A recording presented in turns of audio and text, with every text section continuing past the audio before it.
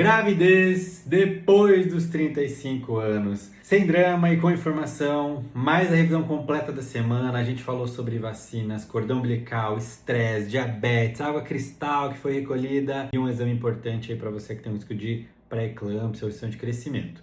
Bem-vinda ao episódio de domingo, o mais gostoso da semana, porque hoje não tem pressa. Se você tá me vendo no YouTube aí, tá vendo que eu tô de boa, tá tranquilo, né? Hoje é sossegado, a gente senta, respira e vamos revisitar tudo que aconteceu nos últimos 7 dias com muito mais calma, mais profundidade, com conexões que só aparecem quando a gente olha para a semana inteira de uma vez. Essa semana foi densa e foi variada também. A gente falou de vigilância fetal no final da gestação, de um exame pouco conhecido que pode mudar o manejo da pré-eclâmpsia, se você tem esse risco para você, é importante. Falamos de diabetes gestacional, com o contexto do bebê Raul Seixas, ainda fresco na memória. Eu conversei com a mãe do Raul Seixas pelo Instagram, né, pelo direct Instagram. Falamos do recall da água cristal, muita gente ficou braba, chateada. E engraçado, gente, engraçado não, né? Mas uma coisa importante, uma relação importante, né? É a mesma bactéria que foi encontrada no detergente P. Então a gente falou sobre o detergente P, né? Sobre o cuidado aí dos produtos para fazer o recall também da água. A mesma Pseudomonas aeruginosa aí presente nos dois, tá? Foi a Visa que encontrou, importante para você cuidar. Falamos sobre estresse materno e a correlação com o bebê, o risco com o bebê, com toda a biologia por trás. Falamos do cordão umbilical, um dos episódios que eu mais gostei, tá, gente? O episódio do cordão umbilical é interessante porque pouca gente fala do cordão umbilical, né? Ele tá ali, todo mundo tem, né? Mas se fala pouco e tem muita curiosidade importante. Se você não escutou, vai lá. É um episódio tranquilo, rápido aí para você também entender um pouquinho sobre o cordão umbilical, sobre todo o fluxo e o que significa aí, né, algumas alterações de cordão umbilical. E fechamos a semana com um episódio sobre vacinas na gravidez, incluindo a Brismo, que é a novidade aí no calendário vacinal e que é importante. As discussões também em relação a ela é importante que você saiba. E hoje, antes da revisão, eu quero abrir com um tema especial que tem chegado muito aqui, que é a gravidez após 35 anos e mais além, tendo muita paciente 40, 42, 44, 46 anos, porque existe muita informação errada circulando sobre isso. Muita mulher sendo assustada com rótulos que não representam a realidade clínica atual e muita coisa boa que precisa ser dita. Pega um cafezinho para você e bora passar esse tempo aqui juntos. Tema especial aí de domingo, então, gravidez após os 35 anos. Primeira coisa que vem, né? Gestação de alto risco não é um bicho-papão que o Google te mostrou. Você descobre a gravidez aí, tá com 37 anos, a primeira coisa que você faz é pesquisar no Google. E o Google devolve gestação de alto risco, maior risco de síndrome de Down, risco de aborto, fertilidade reduzida. E aí você fecha o computador com o coração já acelerado, disparado. Isso acontece toda semana. Mulheres que engravidam depois de 35, 38, 40 anos e que chegam na primeira consulta com uma lista de medos construídos pela internet ou por pessoas que até bem intencionadas, mas muito desinformadas por artigos que citam estatísticas sem contexto. Olha que situação complexa. Hoje eu quero falar sobre a gravidez após 35 anos com honestidade e sem drama, tá, gente? Para vocês entenderem mesmo, porque os riscos existem e precisam ser conhecidos, mas a narrativa de terror que envolve esse tema não representa a realidade clínica da maioria das mulheres que engravidam nessa faixa etária. Primeiro, o termo gestação de alto risco.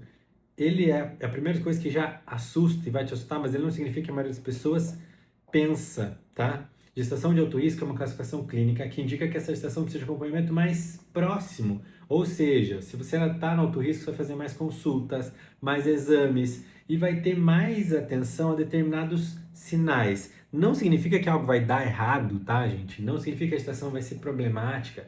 Significa que o pré-natal precisa ser mais rigoroso. E quando esse pré-natal é bem feito, a maioria das gestações classificadas como alto risco tem desfecho excelente. A idade materna avançada, que o sistema de saúde define como 35 anos ou mais, é um dos critérios que coloca a gestação nessa categoria, junto com diabetes, hipertensão, gestação gemelar, histórico de perdas repetidas, entre outros. A idade é um fator de risco, mas entenda, não é uma situação de que obrigatoriamente vai acontecer, tá? Vamos falar dos riscos reais, porque eles existem, você merece saber com clareza, tá? O risco de alterações cromossômicas para a maioria das pessoas aí que já sabe, já acompanha alguma coisa, já entende que ele aumenta com a idade materna. O mais conhecido é a síndrome de Down, que é a trissomia do 21, 3 cromossomos no 21. Aos 25 anos, o risco é de aproximadamente 1 em 1.250, tá? Aos 35 anos, ela é de aproximadamente 1 em 400. E aos 40 anos, 1 em 100. Esses números são reais e por isso o rastreamento genético é especialmente recomendado nessa faixa etária. Mas você precisa de atenção para ler esses números.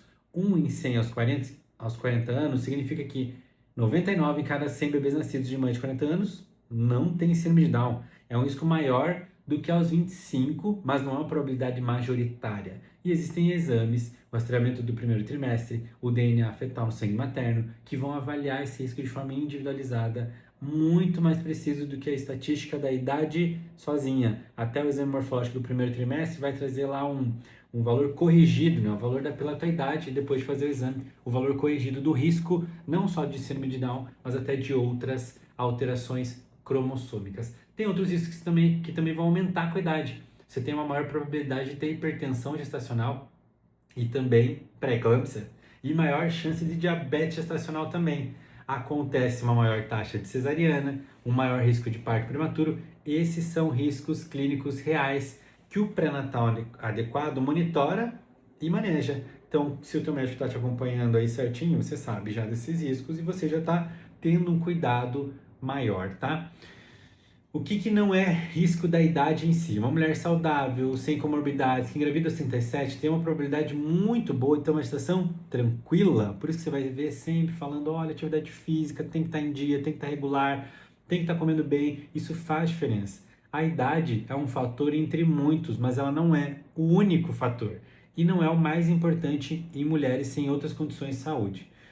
Mas o que muda no teu pré-natal e o que você pode fazer? O pré-natal após 35 anos tem algumas diferenças importantes em relação ao pré-natal padrão. Olha só, primeira coisa que você tem que saber, né?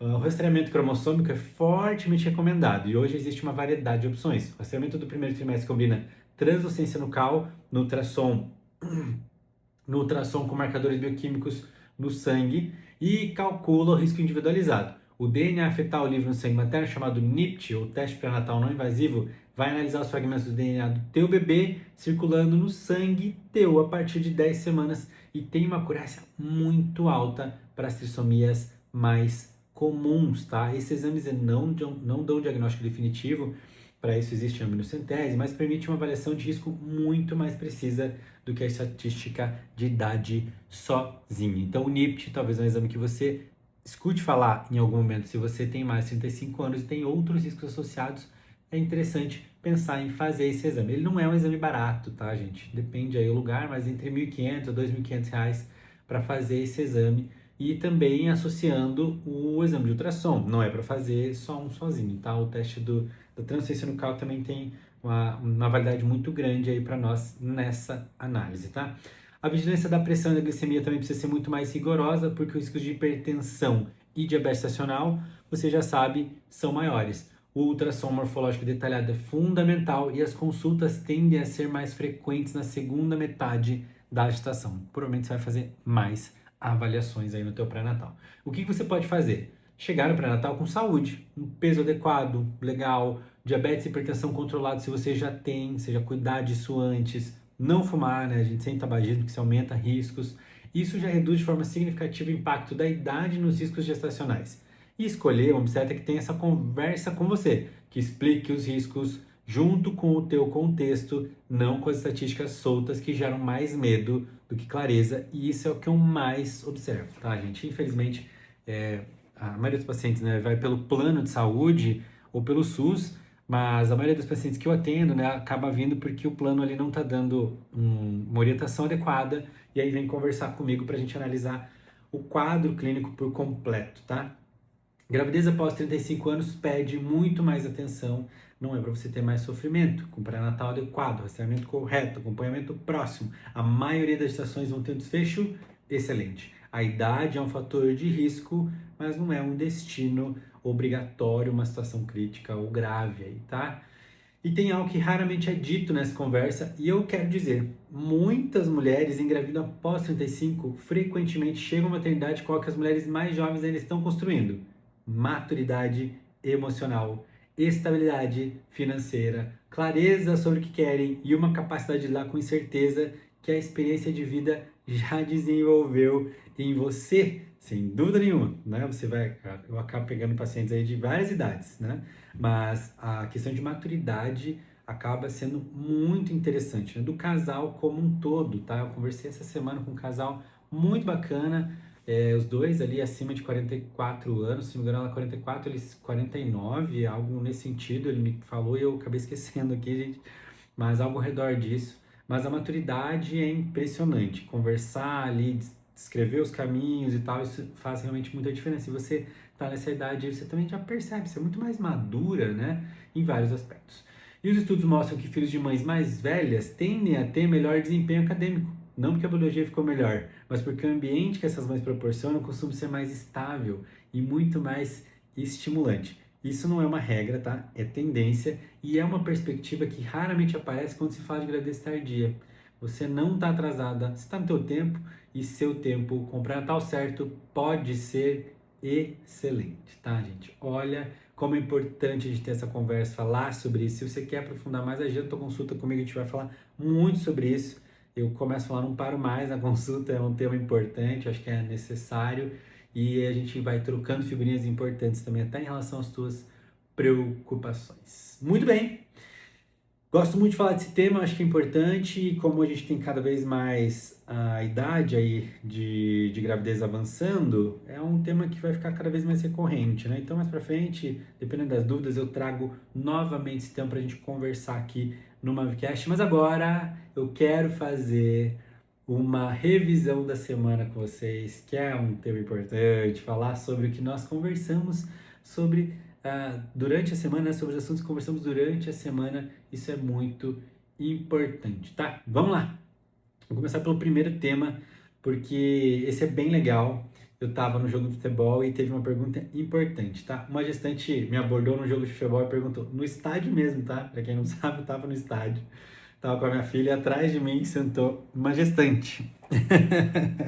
E ela me reconheceu e a gente ficou ali conversando uns 25 minutos no primeiro tempo do jogo, porque tinha muita coisa para conversar ali, foi bem legal, foi interessante. Eu não me ligo muito em futebol, tá, gente? Fui assistir com a minha filha porque ela tá bem aficionada por essa fase aí e tal, e parceria, né, de estar junto ali com ela.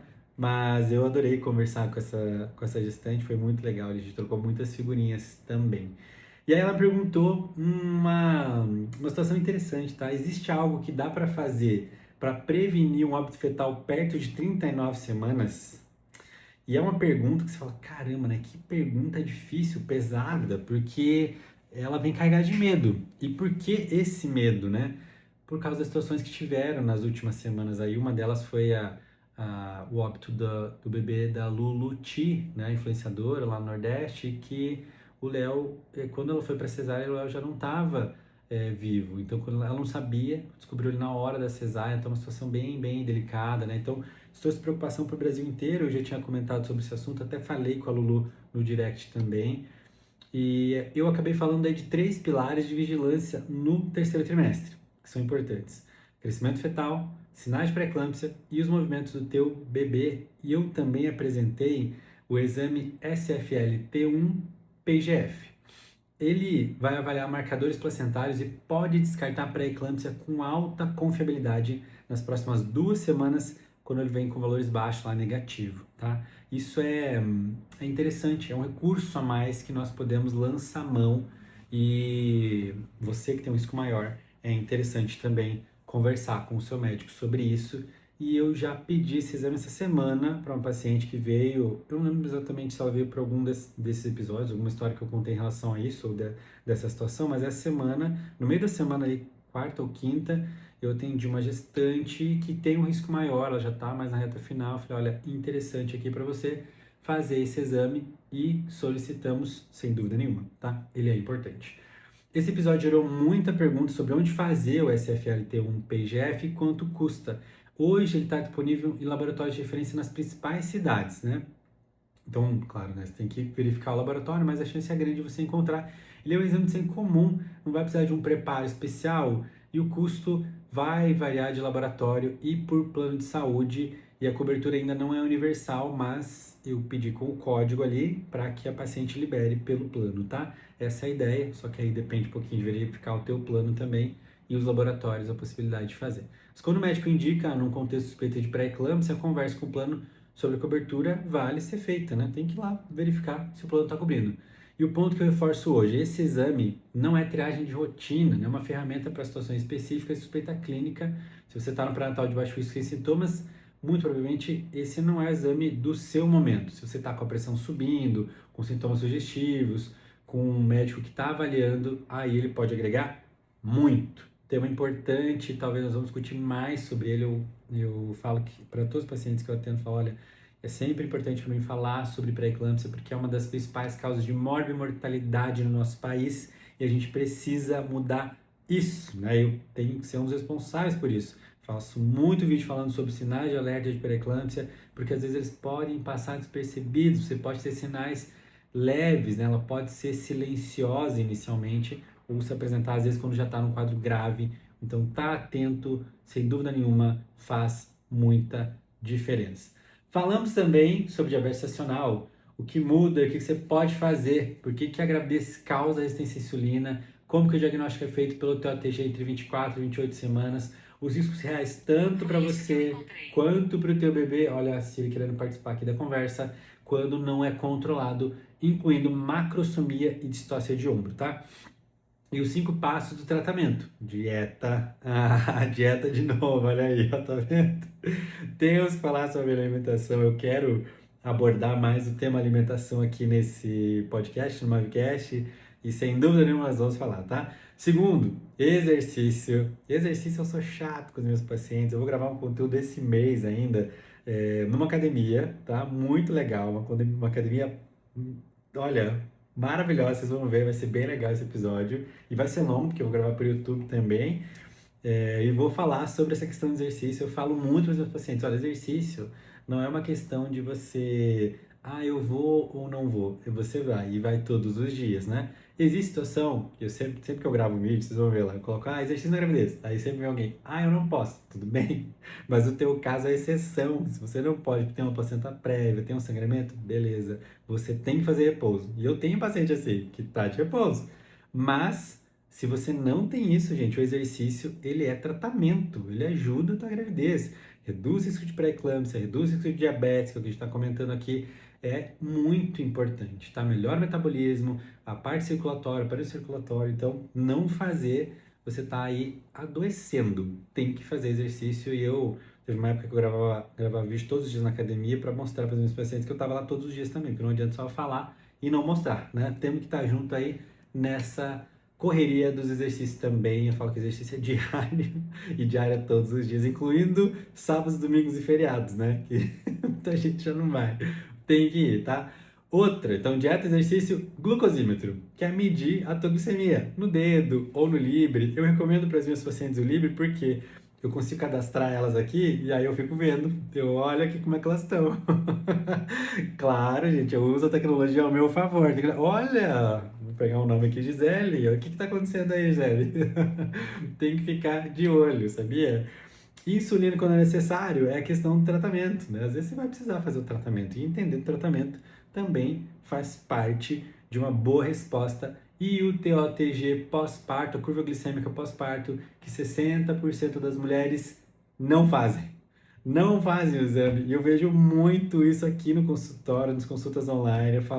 Eu peço ali, né, 12 semanas depois, a curva glicêmica para a pessoa fazer e ela não faz. Tem que fazer, porque existe o risco de você desenvolver um diabetes pelos próximos 10 anos se você fez ou está com diabetes gestacional, tá? A conexão entre esse episódio e o bebê Raul Seixas ficou muito clara para quem ouviu os dois. O Raul, com 5,2 kg, é o exemplo perfeito que acontece quando a macrosomia não é detectada a tempo ou quando o bebê surpreende mesmo com acompanhamento. E o que esse episódio de diabetes gestacional ensina é exatamente o que está por trás de casos como o dele, tá? Eu falei com a mãe do Raul, a Ed, né, Ed, E ela falou que não foi encaminhada para alto risco, então tinha situações ali, enfim, né? Difícil discutir depois. Importante que o Raul tá bem, mas é sempre uma análise mais delicada aí, importante a questão da glicemia. Um ponto que eu recebi bastante nos comentários, o TOTG pós-parto, a curva glicêmica pós-parto. Muita gente diz que nunca ouviu falar nisso.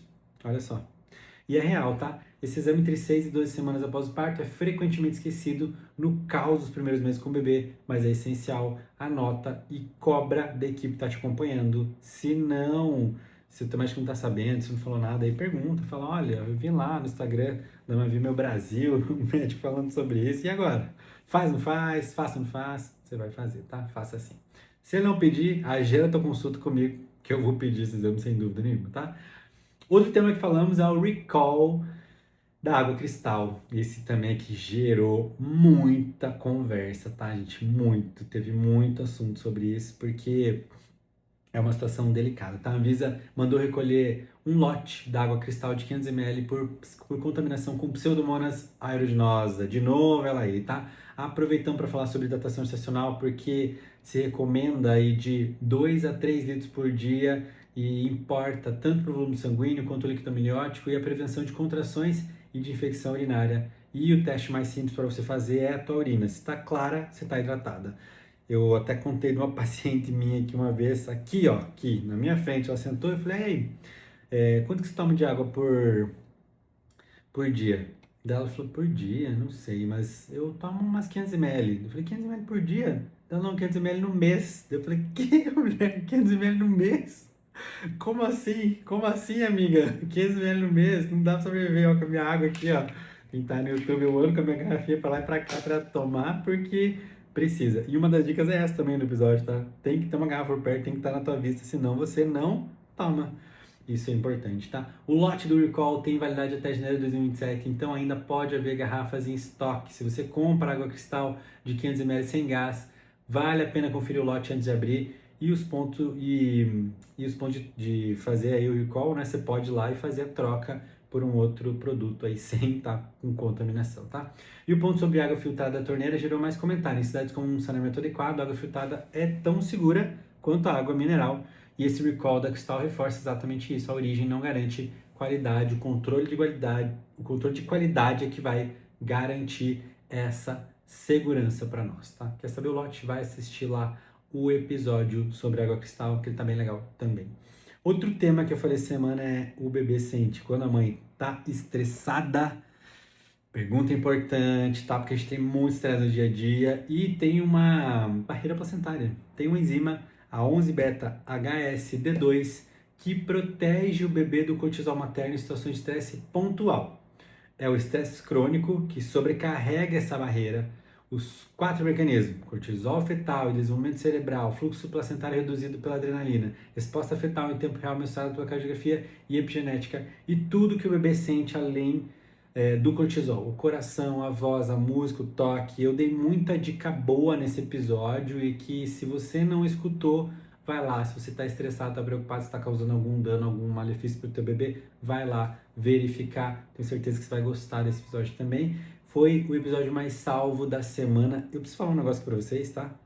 O Spotify me deu um relatório ali e eu tô com um índice de vocês escutando o podcast até o final de 98% a 99%, gente. Fiquei muito feliz com isso, tá? Sinal que o conteúdo tá bom, que vocês estão gostando, que tá rico, tá? Ótimo! E esse foi o episódio mais salvo da semana. E um comentário aí que mais chegou, finalmente alguém disse que não é qualquer estresse que prejudica o bebê, porque não é, tá? Às vezes você tá no trânsito nervoso, não é isso que vai causar, é um estresse contínuo. Essa barreira existe, a margem de segurança existe, o que não pode é um estresse crônico, sem suporte, sem manejo, semanas e meses de cortisol elevado sem intervenção. Então, fazer terapia, conversa comigo lá também é importante. E a epigenética, que pode ser assustadora, mas é reversível. O ambiente pós-natal modifica essas marcas, não é destino, é ponto de partida que pode ser escrito com amor, cuidado e presença. Olha quanta coisa boa, né? Ainda falei sobre o cordão umbilical, um dos episódios que eu mais gostei desse mês, tá? Pra mim, um dos disparados mais legais desse mês. Eu falei da geleia de Wharton, que ninguém conhece, né? Mas é interessante falar sobre ela. Sobre os 3 vasos, às vezes você não tem os 3 vasos lá, o que isso repercute? A hélice do cordão, O cordão ele é torcido, a circular de cordão, ali o cordão em volta do pescoço, que raramente é um problema, tá? Mas é importante ali também acompanhar. O clampeamento tardio, que deve estar no teu plano de parto, que a maioria dos hospitais já respeita, já vão nesse caminho. O banco de células-tronco, você pode coletar, né? Porque tem muita célula-tronco ali no cordão umbilical. O nó verdadeiro, o Doppler da artéria umbilical, e isso também é bem legal, tá? Entender sobre isso é muito interessante, que você vai fazer exame de Doppler de agitação, e o que é diástole ausente ou reverso significa, e que o corte do cordão não dói, porque o cordão não tem nervo. Não dói na mãe, não dói nem no bebê, também mais um negócio muito interessante do cordão umbilical. O comentário que mais chegou sobre esse episódio foi sobre o clampeamento tardio, especialmente de mães que disseram que o médico cortou imediatamente, eu não sabia que podia pedir diferente. E era muito frequente isso, tá? Agora já tem mudado bastante e por isso até que o plano de parto existe. Coloca lá no teu plano de parto, põe lá como um critério importante para você, ele faz diferença para você e para o teu bebê. Eu expliquei os motivos lá e é por isso que esse podcast existe. Você não sabia porque ninguém te disse, agora você sabe e pode pedir, então vai atrás, tá? O clampeamento tardio de 1 a 3 minutos é recomendação da OMS desde 2012, tá? É seguro em gestação de baixo risco e aqueles 80 a 100 ml de sangue adicional que chegam ao bebê são ricos em ferro e reduz o risco de anemia nos primeiros meses. É simples, é seguro e deve estar no plano de parto de toda gestante, tá? Para fechar a semana, vacinas na gravidez, o que pode, o que não pode, tem vacina que não pode, e a Abrismo, né, que chegou aí no SUS, uma vacina importantíssima, estamos vivendo uma crise de bronquiolite aí no país, hospitais, UTIs lotadas, então precisa estar com a imunização em dia, tá? O que eu falei aí? Por que vacinar a gravidez? É vacinar o bebê antes dele nascer, a DTPA a partir da 20ª semana, influenza em qualquer trimestre, hepatite B se está incompleta, Abrismo contra a VSA entre 28 e 36 semanas, recomendo ali 32 a 36 semanas, disponível no SUS desde o ano passado, e Covid-19 em qualquer trimestre, se você não tem, precisa fazer o reforço. O que é contraindicado? Tríplice viral e varicela, que são vacinas de vírus vivo, e o desmonte do mito do autismo, tá? O estudo de Wakefield foi fraudulento, retirado da literatura e o médico até perdeu o registro por causa disso. E infelizmente esse mito ficou, que a vacina causa autismo. Não é isso, tá, gente? Por favor, até vá verificar essas informações, eu falo aqui, mas verifique, vá atrás, né? Se informe. A Abrismo é a novidade mais importante do calendário vacinal gestante em anos. Ela protege o bebê contra a bronquiolite grave por VSR, que é o vírus essencial respiratório, nos primeiros 6 meses de vida. Exatamente o período que o bebê não pode ser vacinado e em que a VSR é o mais perigoso. Até agora tem, né, não é vacina, é um anticorpo monoclonal, que é o nirsevimab, que pode ser feito nos bebês e algumas situações podem ser recomendadas, até para quem tomou durante a gestação. Geralmente não precisa tomar o nirsevimab para o bebê, mas é uma estratégia interessante em alguns casos, dependendo do lugar. Pode ser feito também, às vezes o pediatra vai indicar.